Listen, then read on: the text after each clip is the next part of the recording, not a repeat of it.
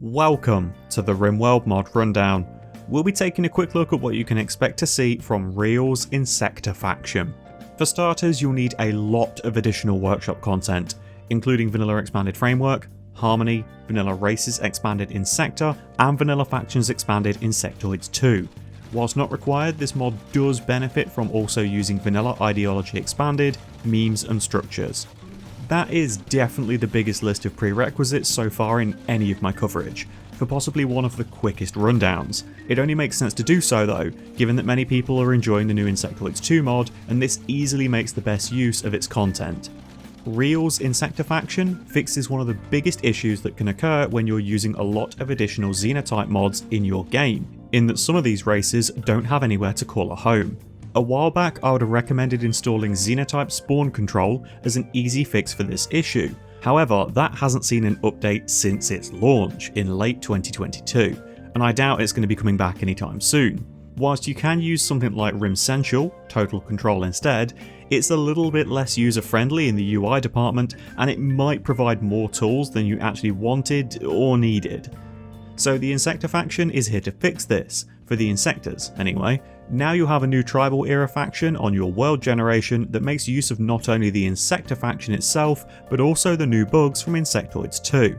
This greatly mixes up raid compositions and provides something that plays like a flipped Yitakin raid. Whereas normally they would bring a single type of melee animal and high-tech weapons, now you're getting a variety of insects bashing down your doors, whilst the Insectors themselves lurk ever closer with sharp sticks and bows. For a quick reminder of the Insector genes, they're full of bug blood and insect meat, can passively coexist with bugs provided they don't provoke them, move a little bit slower as standard, have an innate sharp and blunt armour, need to regularly consume insect jelly to survive, implant their pregnancies inside an unfortunate victim, and have a unique gene line evolution mechanic. Now, about that last part, I was expecting when using this to see the Insector faction in-game make use of this gene system to create a few unique brood lines that would further diversify them when they arrive on your tile, as either a friend or a foe. It's not the case, as of this recording anyway. They all come in with their germline genes and that is it, so you won't need to plan ahead for things like them outranging you with a similar weapon if they've got compound eyes, or toxic clouds that could be released if they had acid blood.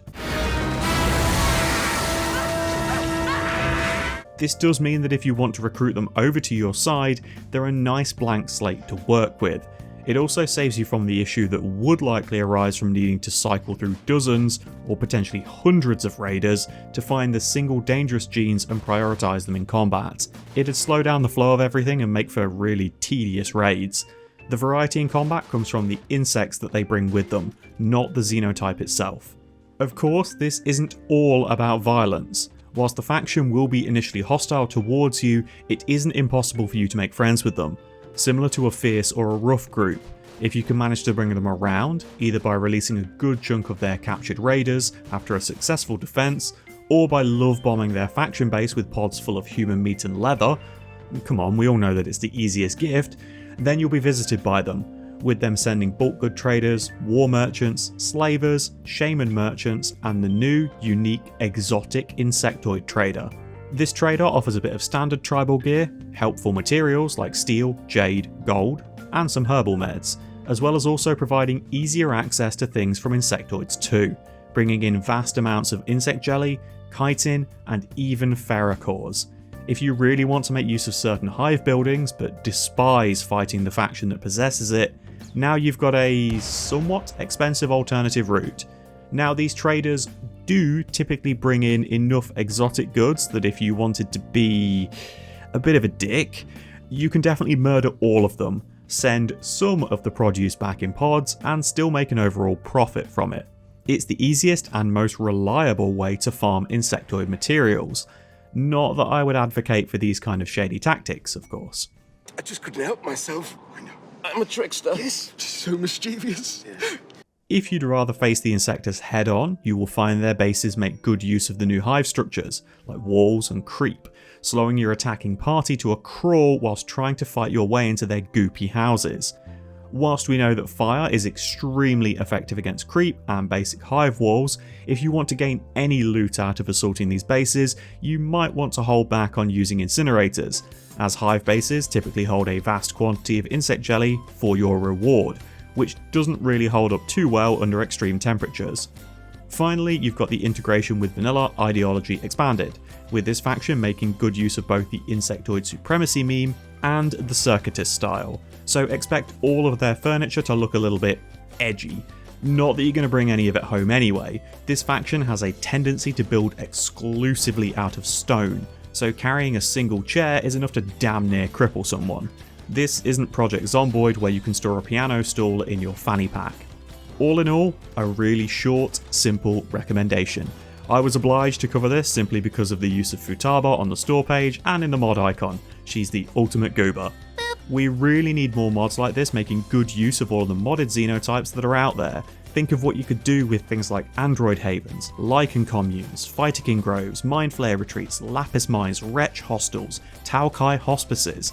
The list goes on, as factions like this, with unique, defined identities, make for a far more interesting world generation, adding the potential for greater variety, where you can pick and choose what races you're more likely to encounter for each run, rather than the general sweeping faction that encompasses 5 or 6 different xenotypes, but all feels very samey in how they play, act and build. If you're going to be making use of Insectoids too, you really should add the Insectors and this faction in as well, even if it's just to spice up your raid pool a little bit. Thanks for watching folks. If you have any mods you'd like to see a full breakdown for, or suggestions of mods you'd like to see covering, feel free to leave them in the comments, I might get around to them. I'll be back again soon with another Rimworld mod rundown. Wherever you are in the world, enjoy the rest of your morning, afternoon or evening. Take care.